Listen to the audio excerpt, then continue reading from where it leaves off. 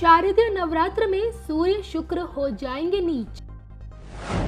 शुभ ग्रहों की नीच स्थिति देश दुनिया पर डालेगी कैसा प्रभाव? 12 राशियां किन परेशानियों से जूझेगी, बता रहे हैं आचार्य मयंकर शर्मा जी, वो भी सिर्फ धर्म ज्ञान पर। नमस्कार, एक बार फिर धर्म ज्ञान के दर्शकों का स्वागत है। मैं हूं आपके साथ कविता राणा और मेरे साथ मौजूद है हमेशा की तरह जाने माने ज्योतिषाचार्य मयंकर शर्मा जी। धन्यवाद कविता, और धर्म ज्ञान के सभी दर्शकों को मेरी ओर से बहुत बहुत नमस्कार और अभिनंदन। 17 अक्टूबर से नवरात्र का शुभारंभ हो रहा है। इस शारदीय नवरात्र के प्रथम दिन यानी कि 17 को एक तरफ जहां सूर्य नीच हो चलेंगे, तो वहीं मध्य में यानी कि 23 अक्टूबर को शुक्र भी नीच हो जाएंगे। अब ऐसे में नवरात्र काल के दौरान शुक्र और सूर्य, जो कि शुभ ग्रह माने जाते हैं, सुख, साधन, राजनीति, तमाम कारक सबसे बड़े कारक माने जाते हैं। और ऐसे में शुक्र और सूर्य का नीच होना नवरात्र काल में खास तौर पे देश दुनिया पर कैसा असर डालेगा, आपकी ज़िंदगी में क्या परेशानियां आ सकती हैं, जानेंगे हम मयंकर शर्मा जी से। मयंकर जी, सबसे पहले मैं जानना चाहती हूँ कि सूर्य और शुक्र कैसे नीच हो रहे हैं, इनका किस तरह से राशि परिवर्तन हो रहा है? देखिए, सूर्य हर महीने राशि परिवर्तन करते हैं जी। और राशि परिवर्तन करके इस समय सूर्य 17 तारीख को जो है कन्या राशि से अपनी परम नीच राशि, यानी कि जहां सबसे ज़्यादा वो परेशान रहेंगे, डिस्टर्ब रहेंगे, तुला राशि में प्रवेश कर जाएंगे सूर्य 17 अक्टूबर को, नवरात्र के पहले दिन ही। और नवरात्र के अगर हम बात करें कि 23 तारीख को यानी कि सप्तमी के दिन शुक्र भी नीच के हो रहे हैं। शुक्र सिंह राशि से कन्या राशि में पहुंच रहे हैं और वहां पर सूर्य जो हैं 17 नवंबर तक रहेंगे। 17 नवंबर तक वहां पर शुक्र नीच के रहेंगे और सूर्य तकरीबन 1 महीना तक नीच के रहेंगे। तो इस समय, इस 1 महीने के दौरान बड़ी उठापटक देखने को मिलेगी। जब कोई ग्रह उच्च का होता है तो उसके तुरंत उच्च के फल मिलने शुरू होते हैं। शुभ फल। ऐसे ही जब सूर्य नीच का होगा, शुक्र नीच का होगा, तो शुभ फलों में निश्चित रूप से कमी आएगी। और इसी दौरान हम जो देख रहे हैं, शुक्र क्योंकि सुख साधन का कारक है, भोग विलासता का कारक है, वैवाहिक सुख का कारक माना गया है, ऐश्वर्य धन संपत्ति का कारक माना गया है, प्रेम संबंधों का कारक माना गया है, विवाह का भी कारक है। तो कुछ राशियों के लिए बड़ी परेशानियां ये माह लेकर आएगा और कुछ राशियों को बड़ा अच्छा लाभ मिलेगा। ऐसे ही सूर्य, जो लोग सरकारी नौकरी में हैं, जो लोग राजनीति में हैं, जो लोग प्रशासन में हैं, जो खिलाड़ी हैं, जो आर्मी, एयरफोर्स, पुलिस में हैं या डॉक्टर जो हैं, उन लोगों को, क्योंकि इन सब का कारक सूर्य है, सूर्य सत्ता का कारक है, राजनीति का कारक है।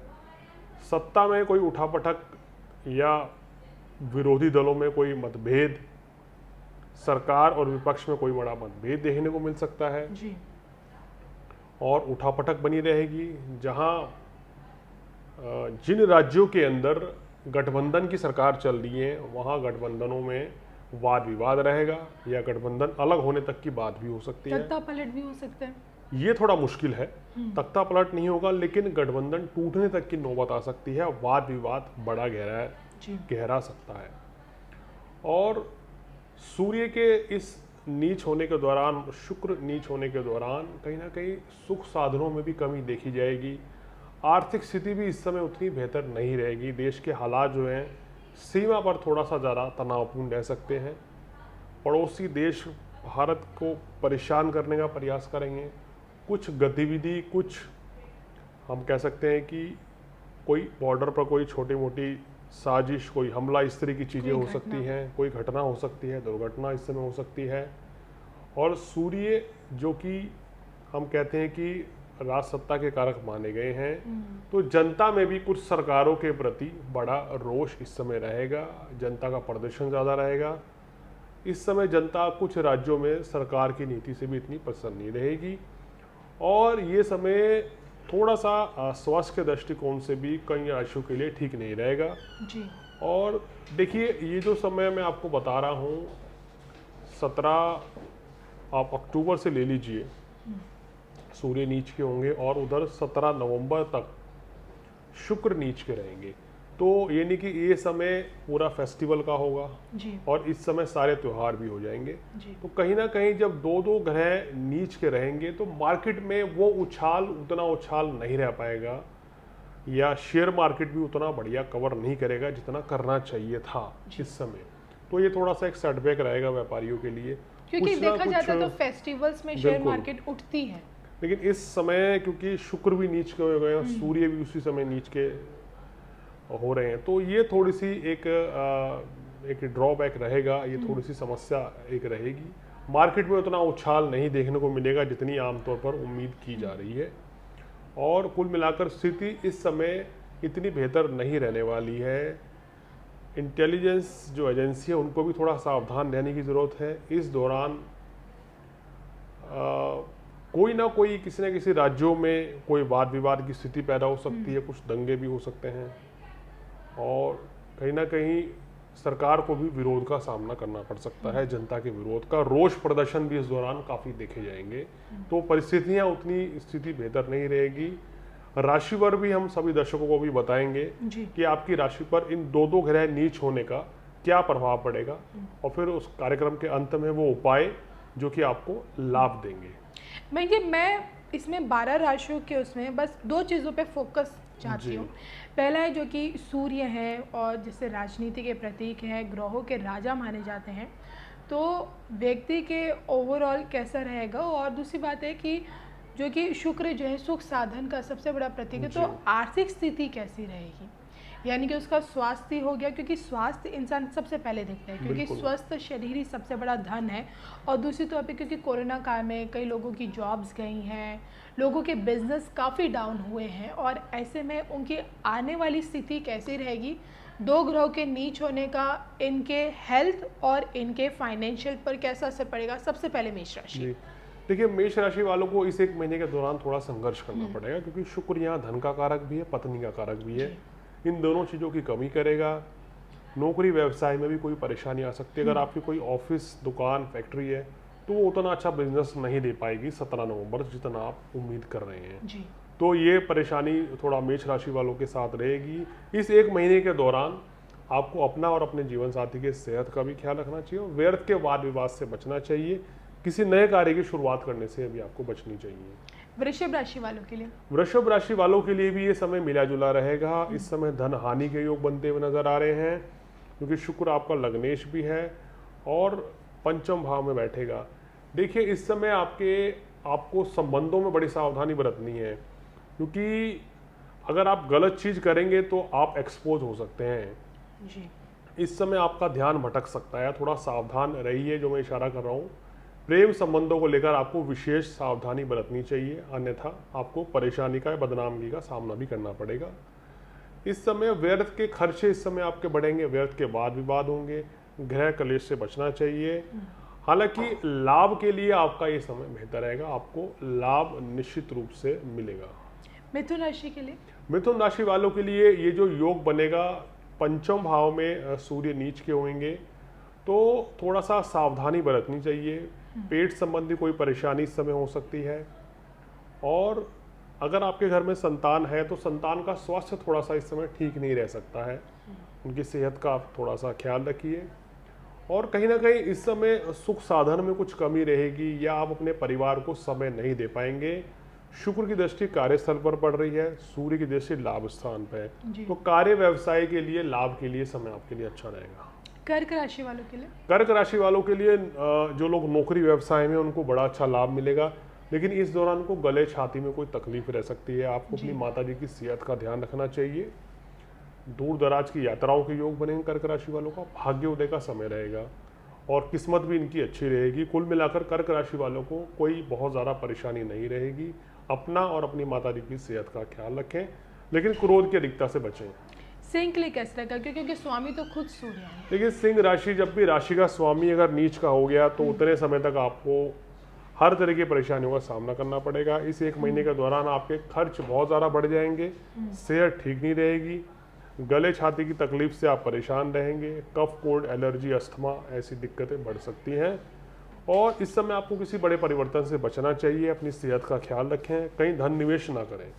कन्या राशि के लिए। कन्या राशि वालों के लिए भाग्य इस समय पूरा साथ नहीं देगा। जितनी मेहनत करेंगे उसका लाभ नहीं मिल पाएगा। जी। आपको इस समय धन लाभ होता हुआ नजर आ रहा है। आपका वैवाहिक जीवन अच्छा रहेगा, विवाह के प्रस्ताव आएंगे और रिश्तों में भी मजबूती रहेगी। तुला के स्वामी भी शुक्र हैं, उनके लिए कैसे जी रहेगा? देखिए, तुला राशि वालों के लिए जो ग्रह स्थिति बनेगी, शुक्र इनके 12वें घर में जा रहे हैं नीच के, लेकिन शुक्र 12वें भाव का कारक भी माना गया है, तो नीच का होते हुए भी इनको सुख साधनों में, भोग विलासता में इनकी वृद्धि करेगा। जी। इनके पास पैसा आएगा तो उतना ही तेजी से खर्च भी होगा, लेकिन इनको अपनी सेहत का ख्याल रखना चाहिए। जीवन साथी की तरक्की इस समय होगी। आपके और आपके पार्टनर के बीच में कोई मतभेद हो सकता है इस 1 महीने के दौरान, थोड़ा सावधान रहिएगा। वृश्चिक राशि वालों के लिए? वृश्चिक राशि वालों के लिए खर्च की वृद्धि रह सकती है। इस समय आपको जो भी आप पैसा कमाएंगे वो सारा खर्च इस समय हो सकता है, और ये खर्च अधिकतर शुभ कार्यों में रहेगा। देखिए, दिवाली का समय भी है, तो व्यक्ति आप हो सकता है कि इस समय कुछ वृश्चिक राशि वाले वाहन लेने का कोशिश करें, या अपने घर में कोई LED फ्रिज वगैरह ले आए, तो शुभ कार्यों में पैसा खर्च होगा। लेकिन मेरी सलाह है कि आपको इस समय लॉटरी, जुए, सट्टे से दूर रहना चाहिए, अन्यथा आपको नुकसान होगा। किसी को पैसा उधार ना दें तो आपके लिए बेहतर रहेगा, और अपने जीवन साथी की केयर करें, उनकी सेहत का भी ख्याल रखें। प्रेम संबंधों में मजबूती लाएं, क्योंकि खटास यहाँ शुक्र पैदा कर सकते हैं। धनु राशि वालों के लिए? धनु वालों के लिए ये योग बहुत ही अच्छा रहेगा। काम कारोबार की तरक्की होगी, धन लाभ भी होगा, आर्थिक हालात बेहतर होंगे, और विदेशों से आपको कोई लाभ भी मिलेगा, संतान की भी तरक्की होगी। मकर राशि वालों के लिए? मकर राशि वालों के लिए ये योग मिला जुला सा रहेगा, यानी कि आपके, अगर हम बात करें, स्वास्थ्य आपका अच्छा रहेगा, संतान की तरक्की होगी, कार्य व्यवसाय भी आपका अच्छा चलेगा। लेकिन कभी अगर आप बिजनेस में हैं तो उतार चढ़ाव का सामना करना पड़ेगा। अगर मैं बात करूं, पहले 15 दिन यानी कि तकरीबन 30 तारीख के आसपास तक आपके काम में उतार चढ़ाव बना रहेगा। 30 अक्टूबर के बाद धीरे धीरे हालात सामान्य हो जाएंगे। फिर नौकरी व्यवसाय में भी आपको कोई अस्थिरता का सामना नहीं करना पड़ेगा। कुंभ राशि वाले जातकों के लिए? कुंभ राशि वालों को अपनी सेहत का इस समय ख्याल रखना चाहिए, और व्यर्थ के वाद विवाद से बचना चाहिए। लेकिन यही जो सूर्य की आपकी स्थिति है वो धन लाभ का संकेत भी दे रही है, लेकिन पिता पुत्र में थोड़ा मतभेद हो सकता है। किसी भी तरह के वाद विवाद से आपको इस समय बचना चाहिए। नौकरी व्यवसाय, अगर आप सरकारी नौकरी में हैं तो थोड़ा सावधान रहिए। मैं जी मीन राशि वालों के लिए भी बताइए। मीन राशि वालों को अपनी सेहत का इस समय बहुत ज़्यादा ख्याल रखना पड़ेगा, क्योंकि इनकी कुंडली में अष्टम भाव में सूर्य चलेंगे जी। और शुक्र सप्तम भाव में चलेंगे, जिसका मतलब यह है कि आपके जीवन साथी के साथ कोई मतभेद होगा, या जीवन साथी इस समय अचानक से उनकी तबीयत खराब हो सकती है, तो आपको उनकी केयर करनी चाहिए, उनके स्वास्थ्य का भी ध्यान रखना चाहिए। किसी नए कार्य की शुरुआत अभी आपको फिलहाल टालनी चाहिए। इस समय थोड़े समय के बाद करेंगे तो आपके लिए बेहतर रहेगा।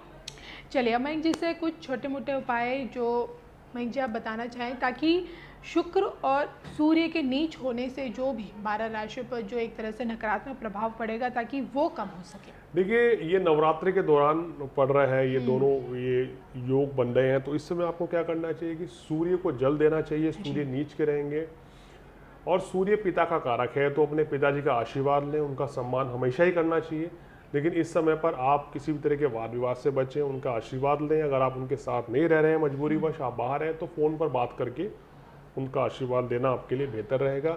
रविवार के दिन 1.25 किलो गुड़ या अपने वजन के बराबर आप गेहूं का दान कर सकते हैं।